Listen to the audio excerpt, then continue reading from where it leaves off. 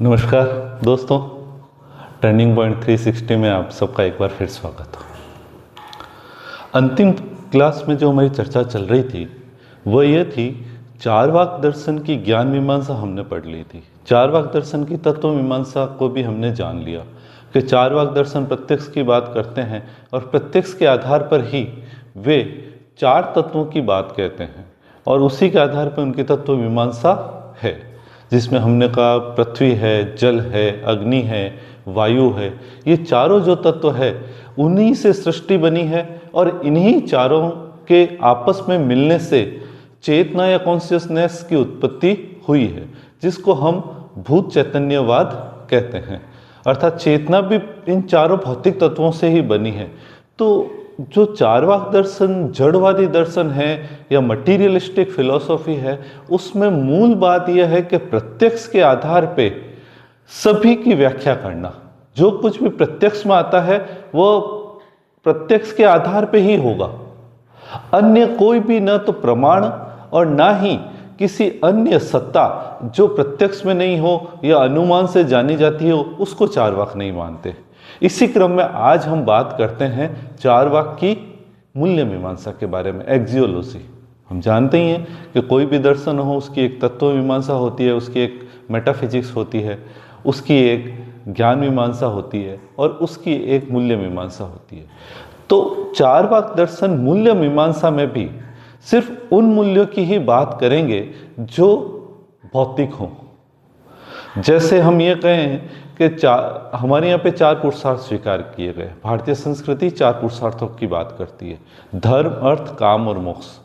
परंतु इसमें अगर कोई कहे कि भौतिक मूल्य कौन से हैं, तो हम कहेंगे अर्थ और काम दोनों भौतिक हैं, क्योंकि ये प्रत्यक्ष में आते हैं, जिनका ऐन्द्रिक अनुभव किया जाता है। और इसीलिए चारवाक दर्शन भी इन्हीं दो पुरुषार्थों को स्वीकार करते हैं। चारवाक दर्शन की मान्यता है कि अर्थ भी साधन पुरुषार्थ है। जो मूल पुरुषार्थ है या जो मूल मूल्य है वो कौन है? काम है। तो इसलिए कहा भी जाता है चारवाक दर्शन के बारे में, काम एवेक पुरुषार्थ, काम ही एकमात्र पुरुषार्थ है। Pleasure is only moral value in Charvaka philosophy, आप कह सकते हैं, या pleasure is consider as a prime value in Charvaka philosophy. तो बात कर लेते हैं कि चारवाक दर्शन मूल्य मीमांसा में क्या कह रहे हैं। तो चारवाक दर्शन मूल्य भी कैसे स्वीकार करते हैं? भौतिक ही स्वीकार करते हैं। अभौतिक मूल्य चारवाक दर्शन में नहीं माने जाएंगे। ऐसे कोई भी मूल्य जो अभौतिक है वो नहीं माने जाएंगे। अन्य जो दर्शन हैं, चाहे वो जैन दर्शन हो, चाहे वो बौद्ध दर्शन हो, वो चारवाक के समान ही नास्तिक दर्शन तो हैं, परंतु वहाँ पर भी मूल्यों की चर्चा हुई है, वहाँ पे भी नैतिक मूल्यों की बात कही गई है, वहाँ पे भी धर्म की, मोक्ष की बात कही गई है। परंतु चारवाक दर्शन में यह बात संभव नहीं है। तो चारवाक दर्शन मूल्य भी कैसे स्वीकार करते हैं? जो भौतिक है। कोई भी आध्यात्मिक अथवा कोई भी अप्रत्यक्ष मूल्य जो दृष्टिगम्य नहीं है, जो अनुभूत नहीं होता, जो हमारी ऐन्द्रिक अनुभूति का विषय नहीं बनता, उसको चारवाक नहीं मानते। इसलिए सिर्फ वो किसको स्वीकार करते हैं? अर्थ और काम को। अब देखिए, अर्थ और काम को स्वीकार करते हुए भी वे अर्थ को सिर्फ और सिर्फ साधन पुरुषार्थ ही मानते हैं, अर्थ को वो मूल पुरुषार्थ नहीं मानते। इसलिए यह माना जाता है कि अर्थ भी किसके लिए जरूरी है? काम के लिए जरूरी है। ठीक है, तो मात्र दो पुरुषार्थ ही स्वीकार करते हैं और इसमें भी वह अर्थ को साधन पुरुषार्थ मानते हैं, अर्थात मीन्स मानते हैं। मीन है वो, तो आप एक टूल की तरह आप कह सकते हैं, वो टूल है, एंड इन इटसेल्फ नहीं है। अगर एंड इन इटसेल्फ की बात करें तो वो कौन सा पुरुषार्थ होगा? वो होगा काम। इसलिए काम को सर्वश्रेष्ठ और साध्य पुरुषार्थ माना गया है और इसलिए कहा भी जाता है काम एवेक पुरुषार्थ। तो जब कभी यह पंक्ति आती है, उक्ति आती है, सेइंग आती है, तो काम एवेक पुरुषार्थ, तो आप सीधा उससे समझ लें वो किसके बारे में बात कर रहा है? चारवाक दर्शन के बारे में बात कर रहा है। इच्छाओं की तृप्ति ही जीवन का एकमात्र उद्देश्य है। काम का अर्थ है जो कुछ भी कामना है, जो कुछ भी डिजायर है, उस डिजायर को फुलफिल कर लेना। और वह डिजायर अगर सुख लाती है, अगर वह उससे हम सुख की प्राप्ति होती है, तभी वह शुभ है।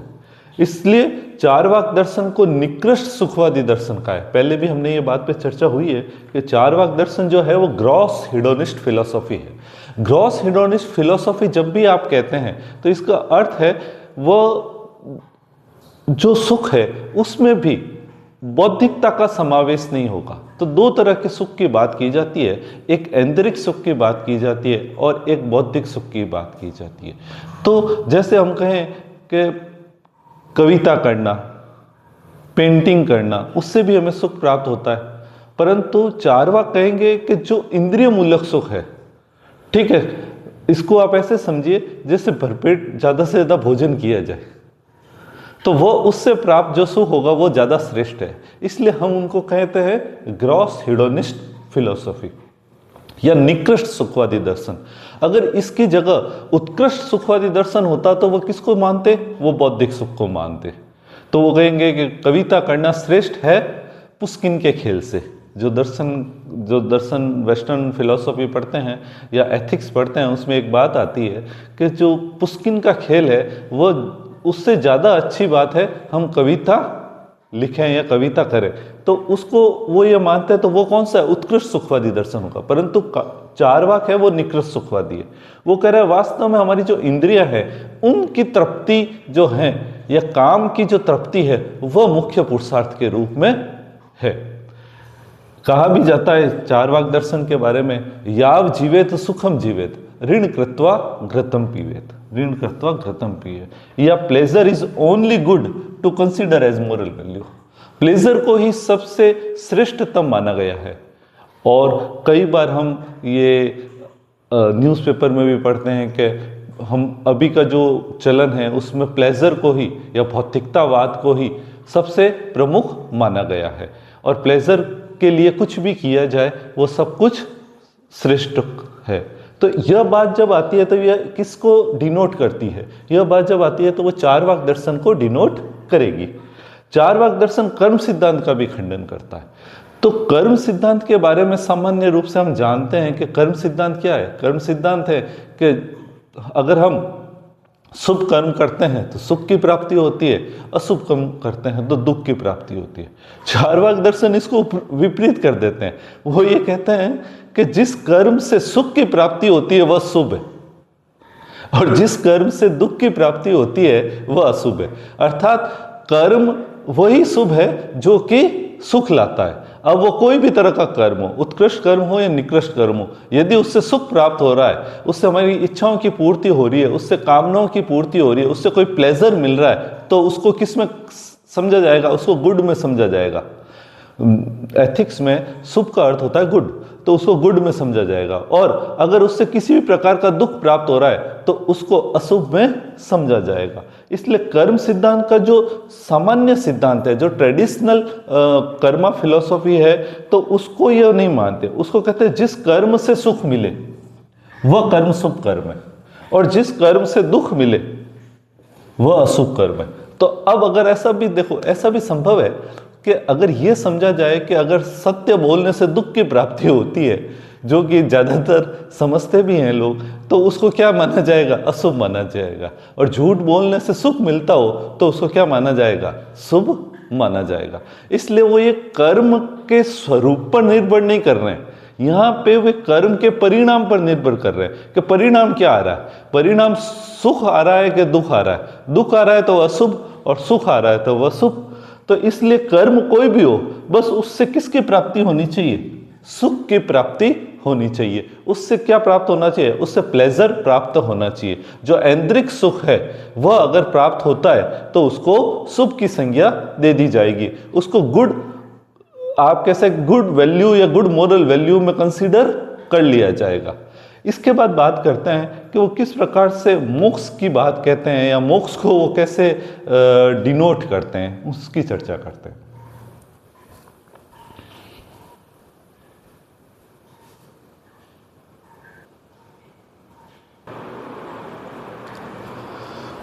अब देखिए, चारवाक दर्शन जब बात कर रहे हैं, सुखों की बात कर रहे हैं, मोक्ष को भी वो स्वीकार नहीं करते हैं। उसका कारण क्या है?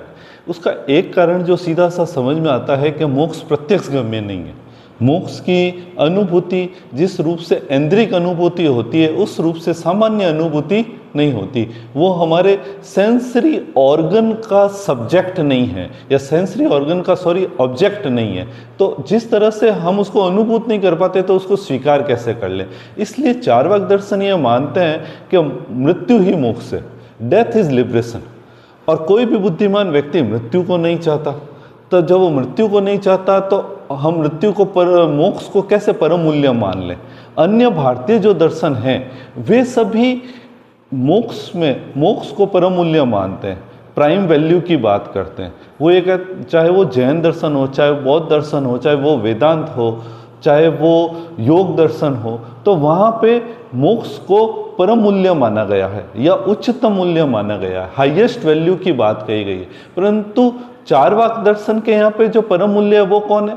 वह काम है, प्लेजर है, ऐन्द्रिक सुख है, इंद्रियों से प्राप्त सुख है, उसको परम मूल्य की संज्ञा वहाँ दी गई है। इसलिए चार्वाक दर्शन मोक्ष को सामान्य अवधारणा के रूप में नहीं मानते। मोक्ष को वो ये कहते हैं मृत्यु ही मोक्ष है। वो कहते हैं कि चूंकि आत्मा नाम की कोई अप्रत्यक्ष सत्ता नहीं है, हम ये बात पहले पढ़ चुके हैं, जो आत्मा है वह तो चारों जो भूत हैं, चारों जो महाभूत हैं, जल है, वायु है, अग्नि है, इन सभी के, इन चारों जो महाभूत हैं, उन सभी, पृथ्वी है, उन सभी से मिलके स्वभाववाद के अनुसार उत्पन्न होती है और एक जीवित शरीर में ही वो आत्मा है। मतलब देहात्मवाद की वो बात करते हैं। जो पंच महाभूत हैं उनके मिलने से, शरीर के रूप में मिलने से चेतना की उत्पत्ति होती है। तो आत्मा की कोई अलग से सत्ता नहीं है। जब आत्मा की अलग से सत्ता ही नहीं है तो मुक्ति किसकी होगी, मोक्ष किससे मिलेगा? जब मोक्ष किस है ही नहीं तो हम किसको माने?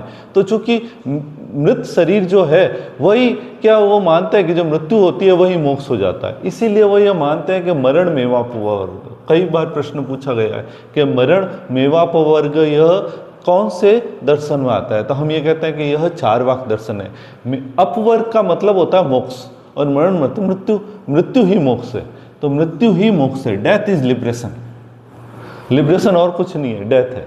तो कोई भी बुद्धिमान व्यक्ति चूंकि मृत्यु की कामना नहीं करता, अतः मोक्ष को परम मूल्य कहना अनुचित और निरर्थक है। तो किस प्रकार से हम कह सकते हैं कि मुक्ति ही जीवन का उद्देश्य है, जो कि अन्य जैन दर्शन, बौद्ध दर्शन कहते भी हैं।